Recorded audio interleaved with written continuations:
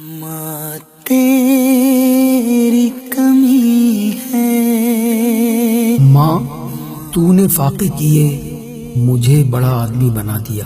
میری ماں میں تیرے کس کس احسان کا بدلہ چکاؤں؟ ناممکن، میں تو تیرے کسی احسان کا بدلہ نہیں چکا سکتا۔ میری ماں میں کیسے بھول جاؤں وہ وقت جب میری فیس اور تیری دوائی کے درمیان کشمکش ہوتی تو تو میری فیس ادا کر دیتی تھی، اپنی دوائی کو کچھ اور دنوں کے لیے ٹال دیتی تھی اور میرے مستقبل کے لیے اپنی اذیت کو اور طویل کر لیتی تھی۔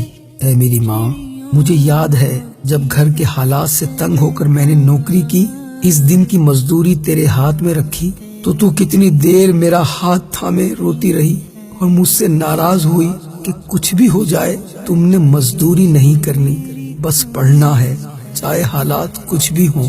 اور پھر بس میں پڑھتا چلا گیا، آگے بڑھتا چلا گیا، اور آج میرے پاس بہت ساری ڈگریاں ہیں، بہت سارے روپے پیسے ہیں، اور آج میں تیرے پاس آیا تو میرے سر پر اپنا دست شفقت نہیں پھیرا۔ میں اب کس کی گود میں سر رکھ کر اپنی زندگی کی خوشیاں سناؤں گا؟ کون ہے جس کو اپنے درد کے زخموں کی داستان سناؤں گا؟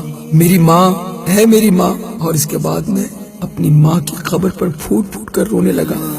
تیری کمی ہے۔ جب میرا من ہلکا ہوا تو میں اپنے مینیجر کو لے کر آیا۔ میں نے کہا میری ماں کی قبر کو ماربل سے اتنا خوبصورت بنا دو کہ اس شہر کے قبرستان میں کسی کی ایسی قبر نہ ہو، چاہے ماربل لگ جائے چاہے ٹائل لگ جائے، پھول لگاؤ، پتیاں لگاؤ، قبر کو خوبصورت بنا دو۔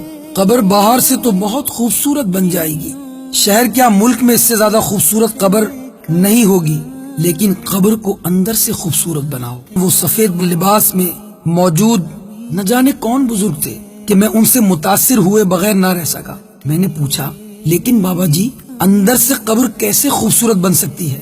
قبر کو باہر سے آرائش و زیبائش کے بجائے اندر سے جنت کا باغ ایسے بنا سکتے ہو کہ کثرت سے ایصال ثواب کرو۔ تیری کمی ہے۔ کسی سفید پوش خاندان کے گھر ماہانہ راشن کا بندوبست کر دو، کسی غریب مریض کا علاج کرا دو، کسی دینی طالب علم کو کتابیں لا دو، علماء کی خدمت کرو، سادات پر روپوں کو تصدق کرو۔ یہ کام اس نیت سے کرو گے کہ اس کا ثواب تمہاری ماں کو پہنچے تو تم یقین جانو تمہاری ماں کی قبر اندر سے بھی بہت خوبصورت ہو جائے گی، اور عالم ارواح میں یہ صدقہ جاریہ اس کے لیے باعث تسکین ہوگا۔ اس بزرگ کی بات دل میں گھر کر گئی۔ میں نے کہا یہ کتابیں کہاں ملیں گی اور یہ سب صدقہ و خیرات میں کس طرح کر پاؤں گا؟ تو انہوں نے مجھے بہت پیار سے بتایا کہ وہ پرانی سبزی منڈی کے قریب فیضان مدینہ ہے نا، جہاں خوبصورت گنبد تمہیں دور سے نظر آئے گا۔ جی ہاں، میں نے دیکھا ہے وہاں سے گزرتے ہوئے، میں انشاءاللہ ضرور جاؤں گا۔ میں آج فیضان مدینہ پہنچ گیا، مجھے کئی نورانی چہرے والے لوگ نظر آئے۔ میں نے کچھ کتابیں خریدی، کچھ طلباء میں تقسیم کی۔ پھر میرا ذہن یہ بنا کہ میں اپنی ماں کی طرف سے ایک مسجد بنا لوں۔ مسجد تو قیامت تک رہے گی نا، تلاوت کرنے والے تلاوت کرتے رہیں گے، سجدہ کرنے والے سجدہ کرتے رہیں گے، نمازیں پڑھنے والے نمازیں پڑھتے رہیں گے، میری ماں کو بہت ثواب ملے گا۔ کمی ہے۔ میں نے وہاں جا کر خدام المساجد نامی ایک مجلس سے رابطہ کیا، ماں کے ایصال ثواب کے لیے ایک مسجد بنانے کی رقم پیش کر دی، اور مجھے وہیں سے معلوم ہوا آج شب برات ہے۔